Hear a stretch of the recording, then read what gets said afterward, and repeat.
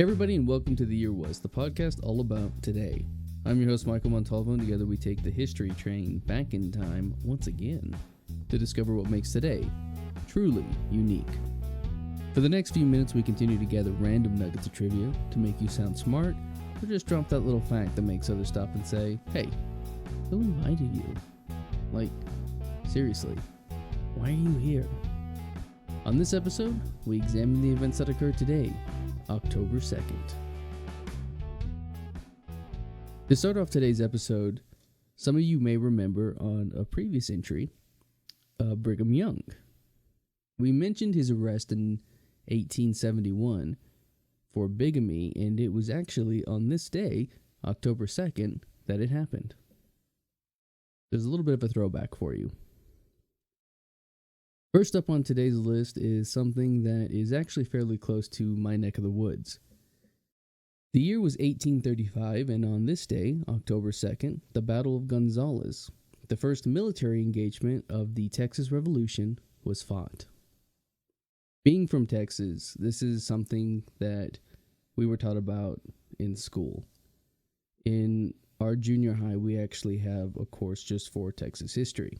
Now, you've probably seen the flag, a cannon under a star with the words, "Come and take it." But what was the significance of this? And what happened during the battle? The Battle of Gonzales started simply enough. By late 1835, Texians were a rebellious bunch, breaking rules, smuggling, and just overall disrespecting Mexican authority. Because of this, Antonio Lopez de Santa Anna, the Mexican president, gave an order that the Texians be disarmed, and his brother-in-law, General Martin Prefecto de Cos, I don't know if I pronounced that right, was there to make sure that this happened. So you got that? So let's back up now. I forgot to tell you this part.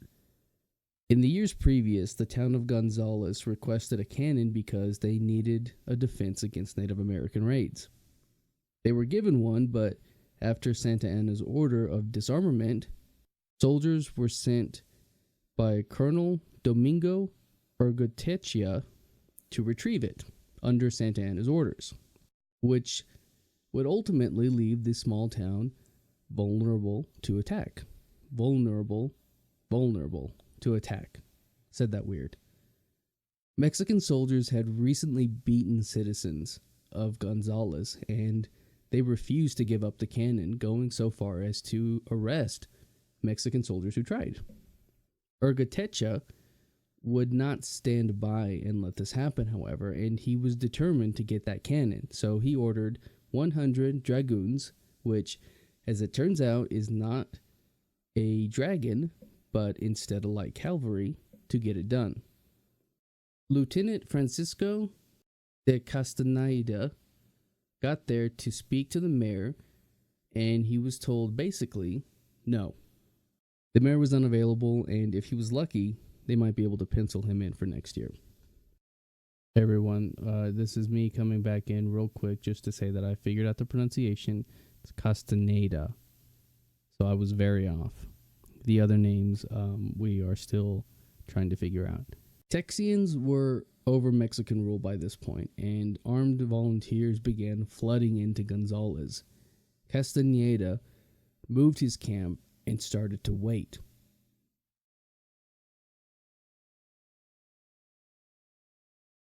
The Texians were ready for a fight, and by the end of September, 140 rebels were ready to take action. John Moore was selected to lead the rebels and was given the rank of colonel. And then on October 2nd, 1835, the Texians crossed the river and attacked the Mexican camp. The morning was misty, and they used the cannon that Castaneda was trying to take from them in battle. They were accompanied by a makeshift flag daring the Mexican soldiers to come and take it. Castaneda has the little N with the thing over it, the accent, so it's a nya sound, I think. Wasted no time in calling for a ceasefire and used that opportunity to ask Moore why they were attacking him. The reply that was given? They were fighting for the canon and for the Mexican Constitution of 1824, which guaranteed rights for Texas, but had since been replaced. So what happened next? Castañeda was under orders to avoid a fight, and he did not want one. He retreated to San Antonio, and the total death count, just a single Mexican soldier. The battle was short and ultimately insignificant, but marked a turning point for the rebellious Texians.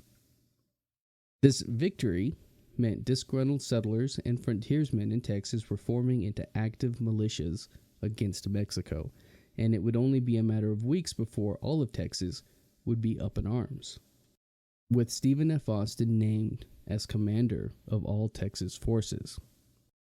For Mexico, it was an insult to their honor and was viewed as a challenge by rebellious citizens that needed to be stopped immediately.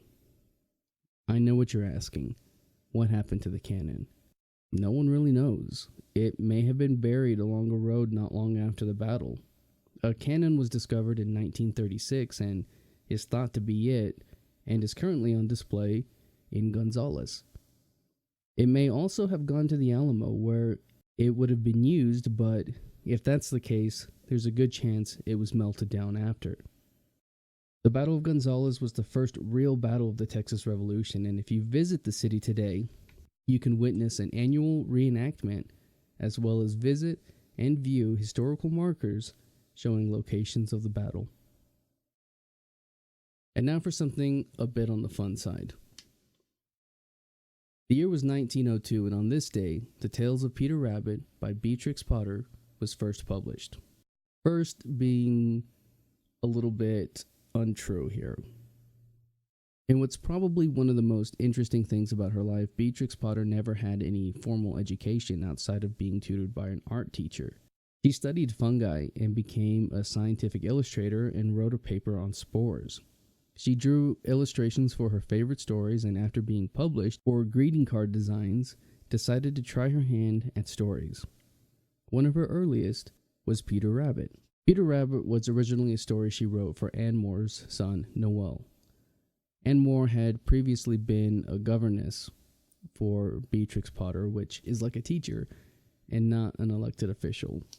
Peter Rabbit had some trouble getting published, however, and it was rejected several times. Undeterred, she self-published 250 copies to instant success in 1901, and it was then Frederick Warren and Co. graciously offered to publish as long as the illustrations were redone in color.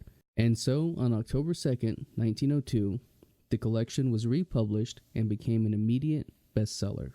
Obviously, there is more to the story and more to the life of Beatrix Potter, but we'll save that for another time. And that's going to do it for us today. If you're watching this on YouTube, you can find the audio version on iTunes or anywhere you get your podcast. Links in the description.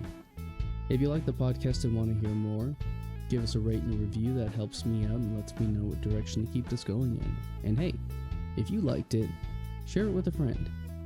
They might like it too. You can find me on social media and at YouTube at the Apple Cider Club. And as always, I want to thank the Tim Kreitz Band for our musical theme, and to thank you for listening. We'll see you next time.